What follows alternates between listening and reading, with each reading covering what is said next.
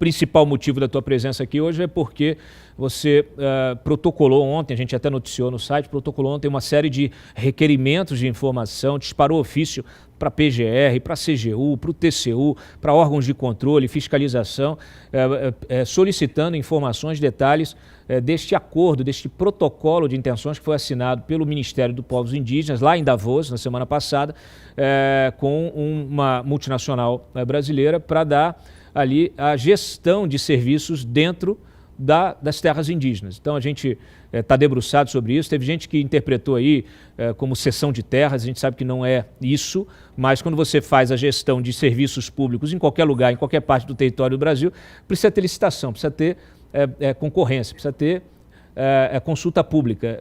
E isso não aconteceu. Ontem, inclusive, Felipe, a SECOM, a Secretaria de Comunicação da Presidência, soltou uma nota, eu a publiquei no site, uma nota em que eles dizem que esse é um protocolo de intenções, que é um instrumento legítimo, preliminar, e que vamos dizer assim, não confere nenhum poder para essa empresa fazer qualquer coisa antes da consulta prévia às lideranças indígenas. Eu, inclusive, ouvi várias lideranças hoje.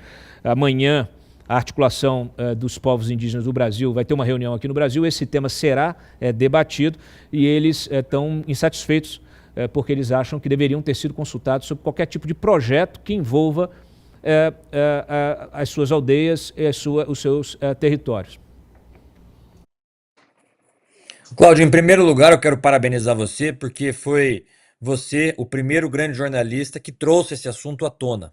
Antes da sua matéria, nós tínhamos alguns perfis nas plataformas de redes sociais abordando o assunto, mas foi você, em primeiro lugar, que trouxe esse assunto e eu quero lhe parabenizar por isso.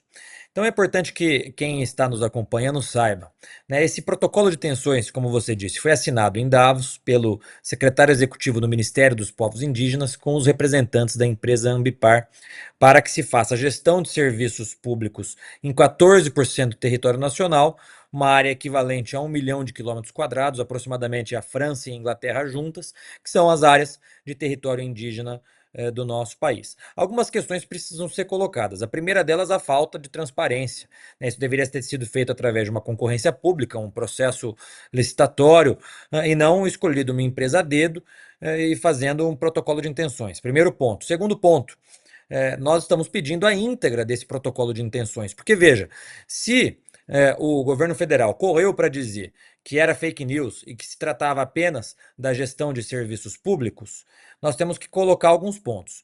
Essa empresa, Ambipar, vai ser remunerada de que forma? O governo federal vai pagar a ela para que ela preste esse serviço nesses 14% do território nacional, ou a Ambipar vai poder explorar determinados serviços nos territórios indígenas, vai poder explorar a biodiversidade, minérios, vai poder fazer um protocolo turístico em cada uma dessas áreas. Nós precisamos conhecer, porque certamente a Ambipar não fará essa gestão de serviços públicos por mera caridade.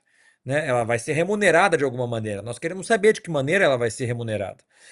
Outro ponto, trata-se de terras indígenas. Você tem que necessariamente fazer um diálogo com as comunidades indígenas de cada um dos territórios que nós temos no nosso país, para saber se é viável, se não é, se as comunidades indígenas querem que essa empresa esteja presente ali dentro, prestando esse serviço de gestão em cada uma dessas comunidades indígenas. Ou seja, a coisa é mais complexa do que nós podemos imaginar. E eu quero trazer o ponto que envolve a nossa soberania nacional. Nós temos 14% de território indígena no nosso país, que são áreas riquíssimas em biodiversidade, em minérios, e nós teremos ali uma empresa que estará ali dentro de cada um desses territórios indígenas, sabendo exatamente tudo que se passa ali dentro, o que nós temos das nossas riquezas, e alguns dizem o seguinte: olha, é uma empresa brasileira, então não teria problema nenhum na soberania nacional. Eu estou terminando, Cláudio, um mapeamento das pessoas que compõem essa empresa, e eu posso já de antemão afirmar para você que boa parte das pessoas que compõem a diretoria da Ambipar tem ligações profundas com ONGs internacionais, aquelas mesmas ONGs que nós já estivemos aqui no teu programa conversando, que atrapalham o desenvolvimento do Brasil, que estão lá na Amazônia, atrapalhando o desenvolvimento daquela região. Então, você veja, é óbvio que há um conflito e que coloca em perigo a nossa soberania nacional. né? Mesmo que a empresa seja brasileira, os seus diretores, me parecem que boa parte deles não tem um compromisso com o desenvolvimento do nosso país e com a soberania e com a segurança nacional. Você tocou num assunto que a gente já trouxe aqui antes, eu quero até te perguntar em que pé que ficou o teu projeto, porque essas ONGs, a gente sabe, elas têm, são ONGs internacionais, sempre, ou nacionais financiadas por recursos internacionais, países, organizações aí desses metacapitalistas tipo Jorge Soros, a gente percebe que eles conseguem tracionar no debate público brasileiro, participar da construção de política pública, fazer um lobby, muitas vezes, oculto e ilegal. Quer dizer, a gente precisa tornar esse lobby legal, porque é um lobby externo, né, que não tem nada a ver com o interesse nacional. E esse lobby tem como consequência o congelamento do nosso poder econômico. É esse lobby que faz, por exemplo, como que o IBAMA fique criando resistência à exploração do petróleo na foz do Amazonas, lá na margem equatorial. Enquanto a Guiana, nosso vizinho, já está explorando há muito tempo e está batendo recorde de PIB. Esse mesmo tipo de agenda de congelamento econômico que impede que a gente explore as nossas riquezas minerais, com consciência ambiental, lógico, com responsabilidade, lógico, mas a gente precisa explorar as nossas riquezas para desenvolver o país, para fazer crescer, por exemplo, o norte do país, que é uma região que ela é a região mais pobre, talvez a mais rica do país, e a mais pobre, né, de um IDH baixíssimo, é a única região que ainda apoia esse presidente que nós temos. Infelizmente, essas pessoas vivem em condições de miséria. Manaus é hoje a capital mais favelizada do país, tem mais de 50% do município favelizado, as pessoas vivendo no meio da floresta, mas vivendo, quer dizer, cercadas pela floresta, mas vivendo no meio do esgoto. Então, assim, não é possível a gente tolerar essa agenda e esse tratamento que dão para os indígenas, de achar que o indígena tem que ser tratado como bicho. Quer dizer, o índio ele não pode comer por conta própria, não pode caçar mais, ele tem que receber a comida de fora, né? A cesta básica, o medicamento dele é de fora, o ensino dele é de tudo é alguém dando, é o Estado, ou é uma ONG, é alguma coisa. E esse índio, eu converso com várias lideranças indígenas, que já me disseram várias vezes, tudo que a gente quer, Cláudio, é saneamento básico para as nossas crianças não morrerem de desnutrição, né? É água encanada, para a gente poder cozinhar, poder fazer a nossa comida, a gente poder produzir nas nossas terras, inclusive uma agricultura sustentável, uma agricultura orgânica, que pode, para aquelas aldeias que estão próximas dos centros urbanos, eles servirem de fornecedores também para a cidade. Quer dizer, desenvolver essas regiões. O que eles querem é integrar, crescer, poder ter o título da terra ali, pelo menos das propriedades em que eles vivem. Tem muita coisa que ela é simulada por essa agenda, o woke, né, de um ponto de vista mais lato sensu, e que infelizmente vem sendo tracionado dentro dessa pauta ESG, dentro dessa pauta da Agenda 2030.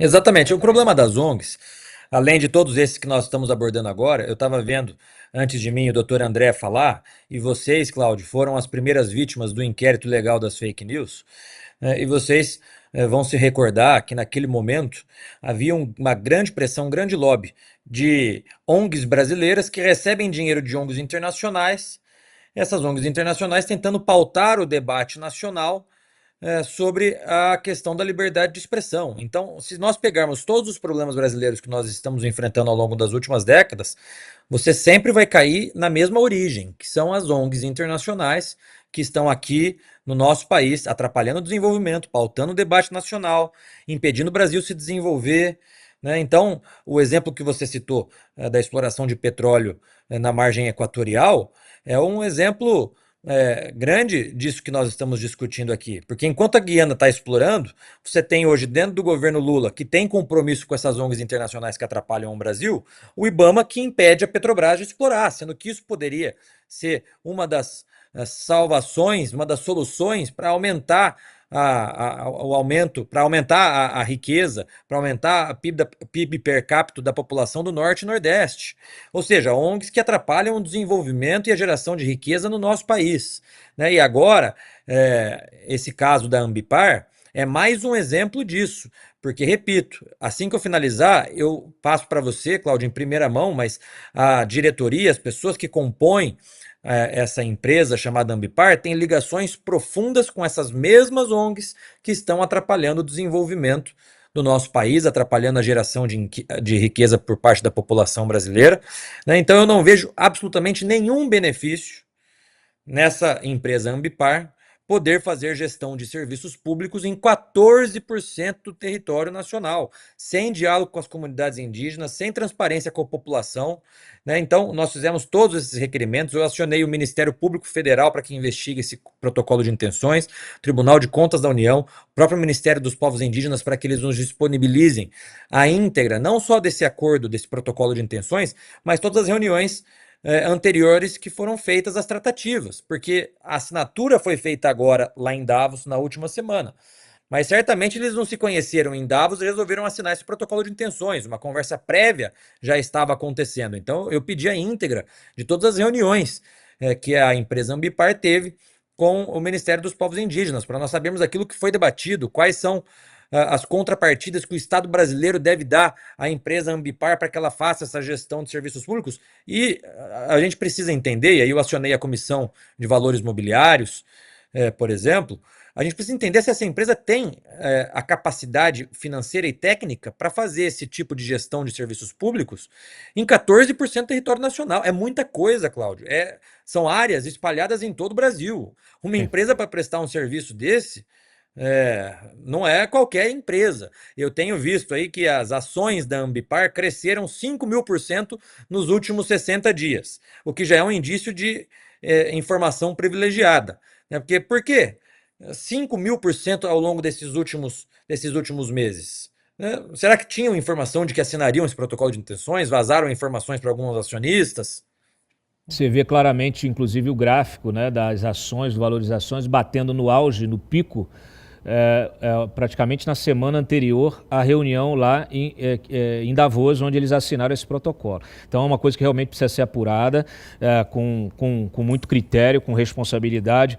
Eu quero parabenizar o teu trabalho e espero, volto aqui, como é que anda o teu PL aí do negócio das ONGs? Você acha que consegue voltar com ele aí no retorno do recesso? Sim, eu quero passar aqui para vocês, em primeira mão, Cláudio. O nosso projeto das ONGs, até o ano passado, ele havia sido despachado para a Comissão de Serviços Públicos e Administração lá da Câmara dos Deputados. Era uma comissão que nós não tínhamos maioria.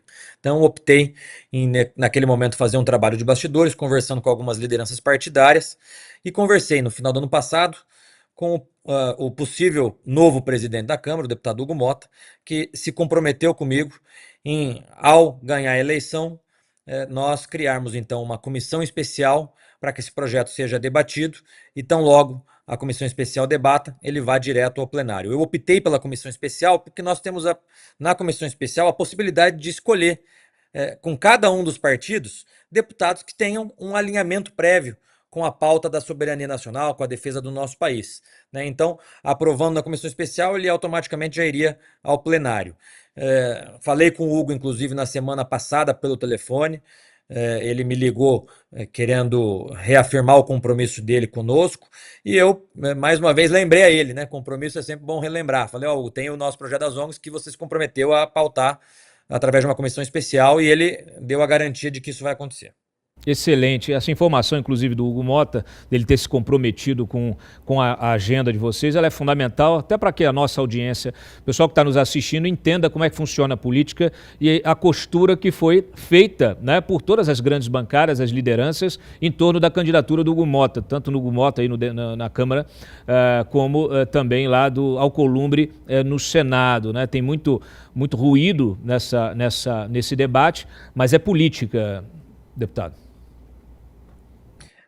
Eu tenho dito que sempre é o cenário ideal, aquilo que nós gostaríamos que fosse. Outra coisa é a política real, aquilo que ela é, que muitas vezes não tem como nós mudarmos. Né? Nós só teríamos condições de mudar esse cenário se nós tivéssemos uma bancada de 257 deputados e 42 senadores. A política do dia a dia é a política que você tem que sentar com quem pensa diferente de você, para que o seu projeto avance. É isso que eu tenho feito ano passado, na liderança da oposição, Cláudio. Eu conversei com mais de 150 deputados dos partidos de centro e até dos partidos que compõem a base do governo, convencendo esses parlamentares sobre a importância da pauta da anistia dos presos do dia 8 de janeiro. Se nós não fizermos esse trabalho de formiguinha ali dentro, nenhuma das nossas pautas avança.